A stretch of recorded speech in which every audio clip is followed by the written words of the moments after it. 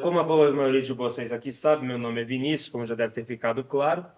Eu vou falar para vocês um pouco da base da pesquisa que eu tenho trabalhado no meu mestrado, que é a evolução através da análise de minerais pesados da Amazônia e a mudança do paleoclima e as inferências sobre intemperismo. Para tanto, eu vou fazer uma breve apresentação para vocês e eu espero que seja útil.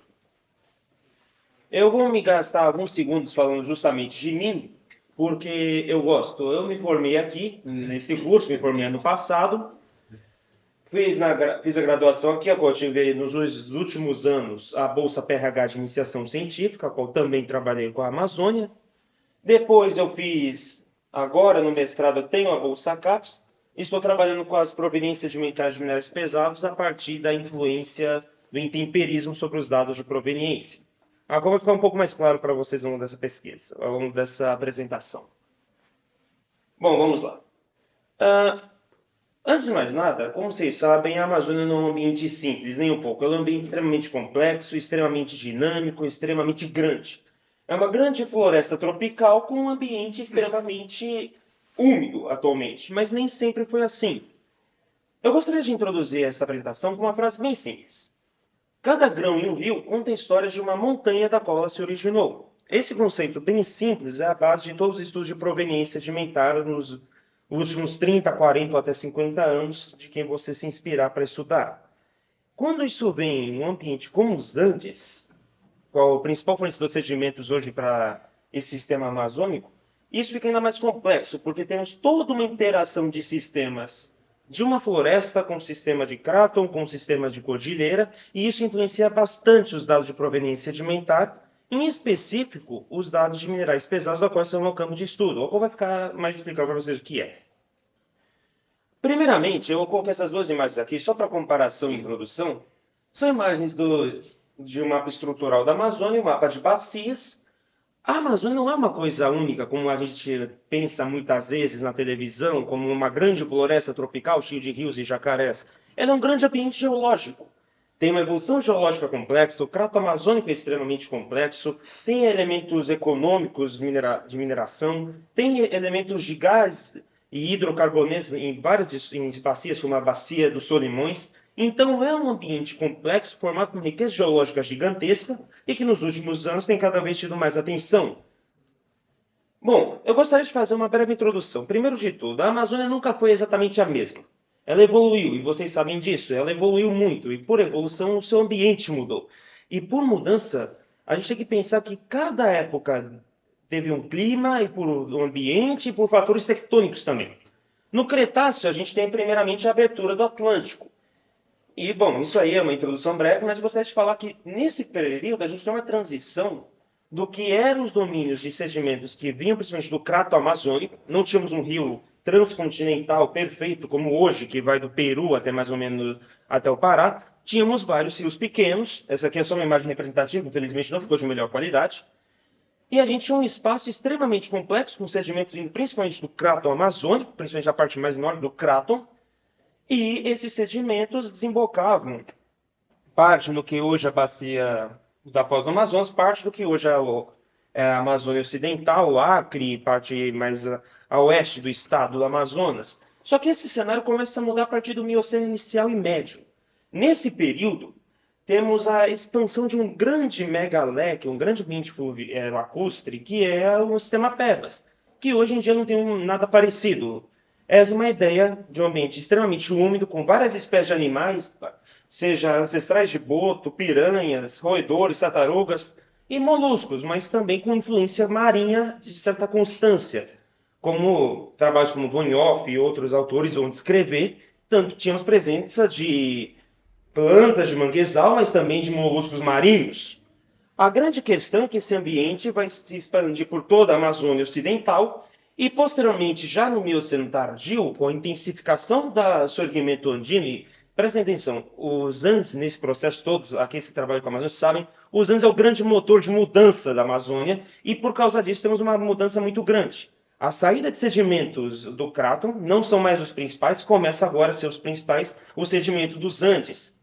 E a própria subida dos Andes, associada a vários outros fatores tectônicos que vão ocorrer, então, um pouco da descida do Arco de Purus, que vai permitir a formação dos primeiros registros de sistema transcontinental, o segmento do Arco do Alto de Valpés, que vai isolar a bacia do Orinoco da bacia do Amazonas, e a combinação de todos esses fatores com mudanças climáticas vai deixar esse ambiente extremamente diferente, com a mudança do sistema Pebas para um lago menor, um sistema mais contido que é o sistema Acre, como chamam alguns autores, o chamam, e o início de um processo de um rio transcontinental. A questão é que muda o ambiente, muda o clima, os Andes ficam cada vez maiores, o regime de chuva muda, os regimes de pressão e temperatura mudam, e vai ter um ambiente que alguns autores vão considerar, como o Lato Bresser, que esse ambiente já não era tão chuvoso, ele era um ambiente talvez um pouco mais seco em questão de pluviosidade e com períodos secos maiores. Há autores que vão dizer outras coisas, mas estou me basando nisso daqui para essa apresentação. No Pleistoceno, a questão muda de fator. Temos a descida do nível do mar, no caso a elevação do nível do mar, aumento das taxas de sedimento dos Andes para a foz do Amazonas, após os primeiros registros estão ainda no Mioceno tardio, e vamos ter o colapso de vez daquelas mega zonas úmidas, então não temos mais um grande ambiente úmido concentrado, temos agora ambientes de rios extremamente espalhados, mais água, mais disseminada, mais umidade, com mais calor também. E esse ambiente mais quente vai ser considerado o ambiente, por dados palinológicos recentes, um ambiente de clima tropical. Então a gente vai ter uma mudança do que antes era, por assim dizer, um grande pântano, um grande lago com animais gigantescos para um ambiente de rios, e por causa disso também, o clima mudou. E isso é o principal fator. A Amazônia, ela tem um clima que mudou muito nesses últimos milhões de anos, 20 milhões de anos, e isso afetou diretamente os sedimentos que ela acopotou. Porque um sedimento é influenciado pelos fatores externos. Isso é a definição básica de intemperismo. E quando o intemperismo tem seus fatores mudando, ele propriamente muda sobre como age com os minerais. A imagem ficou horrível, peço desculpas, não é para ter ficado tão desfocada, mas a questão é que quando você tem uma mudança no regime de chuva, uma mudança no regime de temperatura, no Pleistoceno mais quente do que no Mioceno tardio, um pouco bem mais água do que esperado para o Mioceno tardio, e então o próprio regime de intemperismo vai mudar. Vai deixar de ser um intemperismo mais fraco para um intemperismo que se considera mais intenso.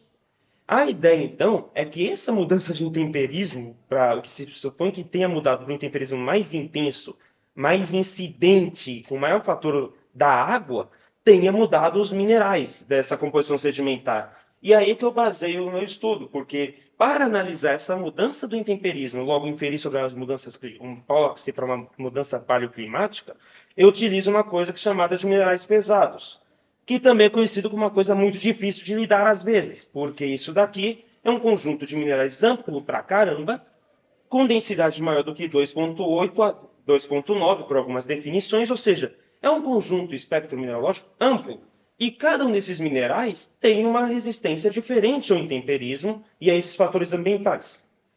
Existe um grupo de minerais que eles são mais instáveis ao intemperismo, como clinopiroxenos, como a algita e hornblenda, que é um anfibólio. Esses minerais sofrem maiores fatores ambientais, mais água, mais intemperismo químico, mais esses minerais são destruídos, maior sua corrosão superficial ou maior seu dano estrutural, formando grãos mais, eu não vou chamá-los de feios, para mim são todos muito bonitos, mas mais destruídos, por assim dizer. Esse trabalho aqui do Andor, infelizmente ficou cortado aqui embaixo, é a base do que eu estou utilizando para o meu mestrado. A ideia é a seguinte: se você teve uma mudança de dois contextos ambientais e climáticos, um no Mioceno tardio e outro no Pleistoceno, então você teve uma mudança de como o intemperismo age entre esses dois dados. Logo, a ideia, então, se tudo der certo, e eu espero que dê, é que esses dois grupos de minerais, esses dois contextos, vão sofrer de forma diferente essas mudanças. Com minerais mais fracos, como esses dois aqui, sendo mais facilmente destruídos num cenário que tiver maior incidência de temperismo, num cenário mais quente, ou seja, mais recente do Pleistoceno. A questão é que isso não é tão simples. E isso é um dos maiores desafios que eu estou enfrentando e que eu acho que a maior parte dos estudos de paleoclima envolvendo uma proxy dessas envolvem. É que quando você analisa mineral, não é apenas o clima, logo o intemperismo químico induzido por ele que atua. Temos os fatores de transporte, estocagem, diagênesis, e fatores como o transporte, que pode destruir os minerais mais estáveis sem serem influenciados pelo ambiente externo, os fatores de diagênese, que podem ter a presença de fluidos mais ácidos ou mais básicos. Todavia, esses tipos de informação, eu acredito que são muito importantes. A ideia é que, com esses tipos de dados, analisar como essas assembleias diferentes mudaram e como esses minerais saíram de um sistema em relação a outro, lembrando, a proveniência é a mesma, dois estão sendo dos antes, mas como em um a assembleia foi afetada por um tipo de intemperismo e agora por outra intensidade, como os dados de proveniência são afetados. Muitas vezes, quando falamos em proveniência sedimentar, falamos da origem de um sedimento, mas toda a história dele está relacionada. Então, o que eu quero fazer, e é o motivo dessa da palestra, é que o objetivo desse estudo é, através dos dados de corrosão de superfície, principalmente estudando eles, e também de intemperismo, como esses minerais podem contar sobre o processo de evolução do intemperismo e, logo, como as diferentes proveniências foram afetadas. Essa é a base do estudo e também é a base da ideia. A questão é, no ambiente como a Amazônia, você tem uma evolução não é muito constante, não é uma linha reta. Há períodos de mar seco, há períodos de maior pluviosidade. Então, a ideia de usar um mineral apenas como um proxy para toda essa mudança não é viável nem um pouco. A ideia, então, do que eu estou propondo e que eu estou estudando é que, através da análise de um conjunto desses minerais, que já não é uma coisa nova, será possível analisar como o clima evoluiu. E não só o clima, mas como os fatores envolvendo o intemperismo causados pelo clima evoluíram ao longo da história da Amazônia. Principalmente por dois fatores, e eu gostaria de explicar aqui para começarmos a fechar. Existem dois grupos de minerais principais, os mais estáveis e os instáveis. Minerais estáveis, como o zircão, turmalina e rutilo, tendem a permanecer numa assembleia, só que mais corroídos. Minerais mais instáveis tendem a ser removidos. Quando você tem a remoção de minerais mais instáveis, você muda uma assembleia, logo você muda como você pensa a proveniência. Então você vai perder minerais como hornblenda, cianita, andaluzita, e vai falar, nossa, minha assembleia não é dos Andes, minha assembleia mudou de lugar, eu tenho uma outra origem? Não. A ideia é que o próprio fator da mudança do clima pode afetar esses dados e esses estudos. A ideia, então, é que, através da análise desses conjuntos, eu possa analisar como os dados de proveniência hoje estão sendo afetados e até servir como uma ferramenta para evitar essa sobreposição e afetar esses dados errôneos. Por enquanto, meu estudo está bem no início, então esse é o máximo que eu posso apresentar para vocês por enquanto, mas espero que no futuro dê resultados promissores. Bom, essa foi a minha apresentação, acho que foi um pouco breve, mas agradeço a todos que assistiram. Muito obrigado.